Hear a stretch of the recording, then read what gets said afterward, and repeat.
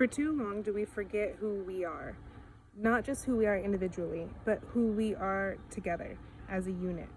For too long, we forget and we act as though we're helpless or we're victims, and in doing that, we become weaker. And we don't inspire each other to stand up in a way that could really transform and make a difference in our world, in what's happening today. Remembering who you are isn't just something on the side that you do to make yourself feel good, but it's actually how we restabilize ourselves as a country, how we restable ourselves in no matter what we find ourselves in. God raises up leaders, and he's the one in control of all the power. And you think about who looks like they have the power right now in this very minute, and then who's in control of that. When you think about who's in control of that, no matter what looks bad or what looks good to our own eyes, when we think about that there's an author of this whole story who's in control of this entire thing, in control of who has power and who loses the power, then what does that mean today for who I am? It reminds me to stand up. You're a leader right now. Maybe you feel like, well, I'm not in a position to really speak out or to speak up or to say anything. I might see a problem, but I'm not the one who's really called to make a difference. That's not true. We need to stop acting as though we're weak and stand up tall and strong. And remember, we can be the superheroes in this story.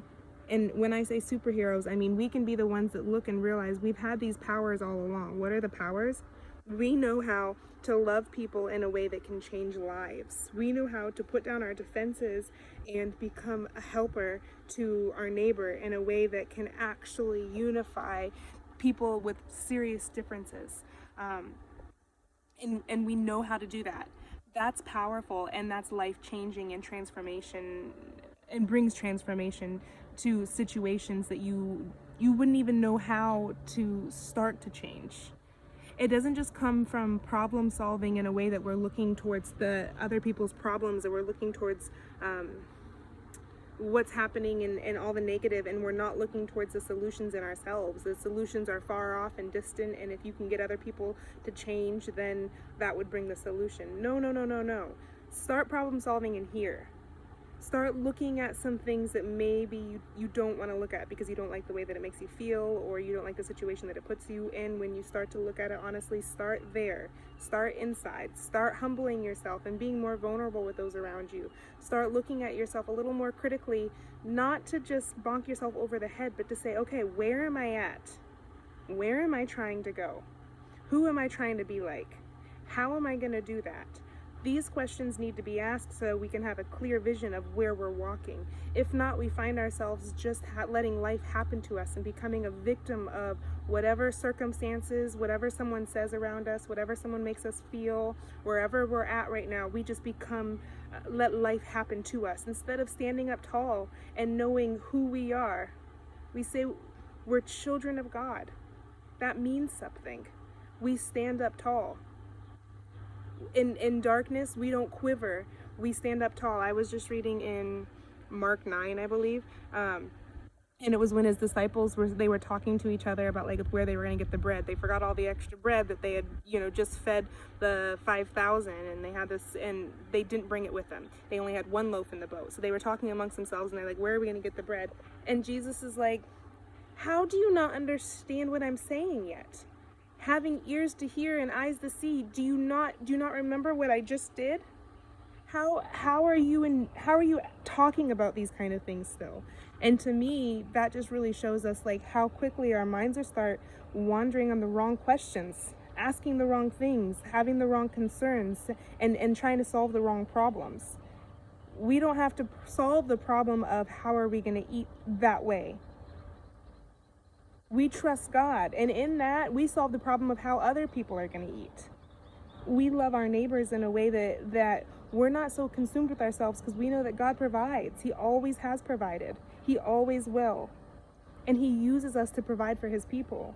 Right now isn't a time where we ought to be so confused, but instead, it should be more clear to us who we are and what our role is right now in the situation. There is darkness and evil all around us. But it's not just that. There's a lot of good happening. There's a lot of light happening. A lot of things are changing. A lot of things are being brought to the surface. Like, let's talk about all of it. Let's talk about real solutions and how they can start within our homes and we can make a difference. Not talking where we're pointing a finger at each other, but we're talking where we are able to come together and have the real conversations and talk about the hard things from an honest perspective. And when I say honest perspective, I mean not just yours, not just how you see things, but how other people see things. Like coming together at a round table with those in your lives and saying, okay, let's talk about some of these things. Let's look at some of them. Let's examine some of them. Let's check them with scripture. And I say check them with scripture because we check them with love. There's a way to do that. When you're doing math, you're checking your work. You're looking back to see, okay, how did I get to there? I'm saying let's do the same thing. Let's do the same thing with our life. Are we saying that we're loving people? Are we saying that we're doing something really impactful? Let's look at it.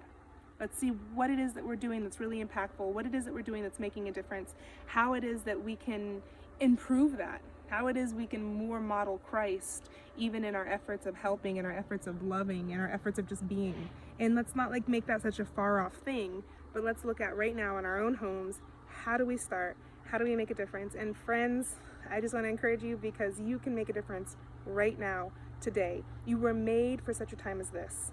Remembering who you are gives you the courage to stand up tall, not to be ashamed of his gospel, but to stand up tall and remember who you are. That's how we're going to make a difference.